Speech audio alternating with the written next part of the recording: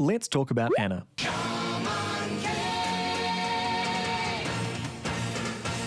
Anna the Otako, dominant dame and punishing powerhouse. Today we're looking at her history, inspiration, Powerset, character, and to round out the day, how Anna is potentially set up as an alternate How. That's the menu, and let's crack in.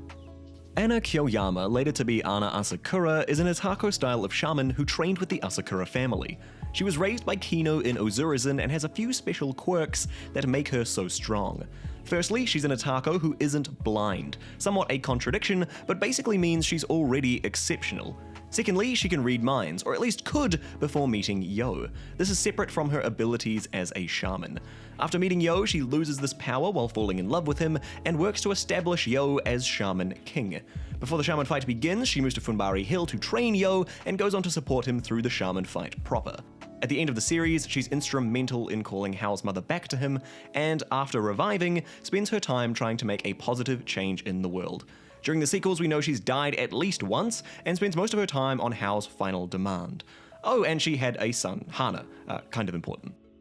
Anna's story doesn't have a good start. She was abandoned by her family at some point in her early years. The reason being, she could read people's thoughts and feelings, an ability known as Reishi. Discarded and alone, she gets taken in by Kino Asakura, Yo's grandmother, to learn the ways of the Otako, Otako being a particular style of shaman. So Anna learns, and learns incredibly well, mastering a lot of the content very quickly. One of the things about Otakos though is that they go blind through their training, i.e. once you're a fully fledged Otako, you're gonna be blind. But not Anna. She gains her level of mastery while fully keeping her sight. This means that a lot of expectation is now placed on her abilities. To be able to keep her vision, she must be able to achieve great things. And great things is exactly what Kino is raising her to achieve. She's being set up for marriage to Yo, though we're not too sure when Anna finds this out. Probably early on, considering the whole reading minds thing, and that's going to be important when we look at her character. It's also important to point out that Anna is known as Anna the Second. This isn't brought up in the main series, but in the sequels we learn of an original Anna the First, who would have most likely come into contact with our Anna through this time. If you don't know who this original Anna is and where you can learn more about her, then, well, me too. Hopefully Superstar will drop some more knowledge. Anyways, it's at this point that Osorezan begins and she meets Yo for the first time, going through that whole journey. And that's the last important bit of information we get about Anna's past until she joins the series proper. Anna's character concept has been around for a lot longer than just Shaman King. Before Shaman King came out, Takei worked on this one-shot called Otako no Anna. It's about what you might expect, an Otako named Anna. The story is essentially 2 steps removed from who Anna became. After that one-shot, Anna then got reincorporated into his next work, Butsu Zone, as a side character. She shows up quite late in the piece, but you can see how similar the designs are. This character has a different personality to our Anna though, being more hot-headed and thrifty, but still giving off that powerful self-assurance. By the time Shaman King rolls around, Takei brings this design back in under her new moniker as Anna Kyoyama. Let me get this out of the way early. Anna is one of the most powerful characters in this series. Not only can she master ancient teachings within seconds of reading it, she also 1v1s Hao without losing instantly. But what makes her power set unique, and I'm not even going to try and pronounce the Japanese, she can call souls back from the afterlife like she does early on with Pailong's teacher, or Eliza a little later on.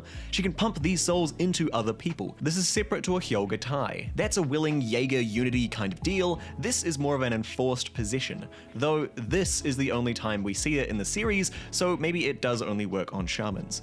She can do the reverse and banish spirits back to the afterlife. In the fight with Tokugero, she threatens to send him to hell. She manages to bind Hao's Shikigamis, Zenki, and Goki as soon as they're released, mastering a technique that even Yo's grandfather thought would be impossible in that time. And finally, she learns Furyoku Annulment real quick. I think it's at its best in the fight with Hao. The Spirit of Fire reaches over to get her, and she just stands there, nullifying the whole attack. It's easy to look at Anna and say she's just a cold bitch, but there's a lot more here to unpack. Anna started out in a rough spot, being abandoned by her family. I would say that things don't really get better for her until Osorezan. Her reishi powers makes it difficult to connect with others. Compound that with the risk of spawning Onis, she gets no experience of being with other people. Her only connection is to Kino, and I'd posit that even that is not great. Through Osorezan, we see Kino working with only Anna, no other students around. Now, if we look from Kino's perspective, she's doing two things. One, keeping her traditions and skills as an Atako alive by teaching the next generation. Secondly, she's grooming Anna to be a powerful support for Yo in the fight with Hao. This is why Yo and Anna hit it off so well in Osorezan, not because of Kino trying to force the two kids together, but because their experiences are so similar, both with a lack of experience with connecting to people, both being molded by the Asakuras to fight Hao, both in need of someone to relate to. Of course, Yo becomes that someone for Anna, and I see this as Yo appreciating the person who Anna is. Contrast this with Kino, who is less concerned with Anna the human being, and more concerned with Anna the Atako, who needs to save the world. Yo might be the first person to actually care for Anna beyond her abilities, and I think this is why their relationship works and starts so well. The series shows that those experiences as a child never left Anna. A lot of that old haunt is still etched into her personality. This builds into why she's so cold with people, but we can see when things get into a tough spot, particularly for Yo, the honesty of her character coming through. She's terrified of losing Yo and going back to the way she was pre-Osorezan. Look at the way she reacts to Yo in the Tokugero encounter. Even later on, when she's fighting Hao, she's so worried that he's going to push her back into that place of her childhood, and so she calls on the person who saved her last time, Yo. You can see all that as skirting the line of yet another shonen female done dirty. These series are aimed at the young male demographic, so there is this trope of women characters being written poorly, turning them into stereotypes or simply damsels in distress. I think TFS put this well on Dragon Ball when they said something along the lines of, the series has great women characters until Toriyama decides to put a baby in them and take them out of the story. For Anna, the risk is conveying an idea of, oh, she's too emotional and can't control her feelings, so she needs a man to step in and save her. Yeah, no. Without the context of the greater story, I can see where someone might get this idea. The point is, she's set up to contrast Hao. All through Osorezan, we see a male character, Hao, fighting the same fight and ultimately losing. Both struggle with the powers of Reishi and how easy it is to get sucked into the negativity in the world. Original Hao didn't have any strong connections beyond Masamune, which might be ultimately what turned him into the big bad. Anna did. She's not a damsel in distress, but a parallel to the main villain to show what could have been. Heck, it kind of even foreshadows the ending of the series.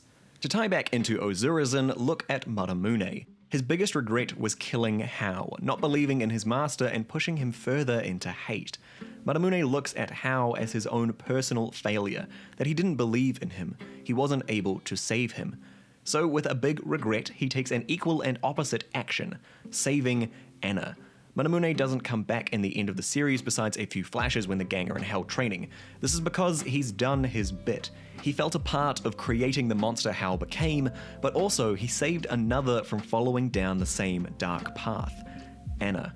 If Anna wasn't an equivalent parallel to Hao, then Masamune's actions feel cut short. I like Anna as a character. I think she fits the series so well, and it's cool to see Takei bring in an old design with a fresh coat of paint. As for other characters in this series, I've kind of hit the ones I wanted to. I do know Dimsy has some coming down the pipeline at some point, so definitely go check out the Shaman Tribe if you haven't already. He does some great Shaman King content, and if you like this, you'll love what he's doing. Next up, we're going to be taking a look at some other Takei series, one pre-Shaman King and one post, trying to get a broader look at Takei's style. Anyways, thanks for watching. This has been CG, and I'll see you Gs in the next one.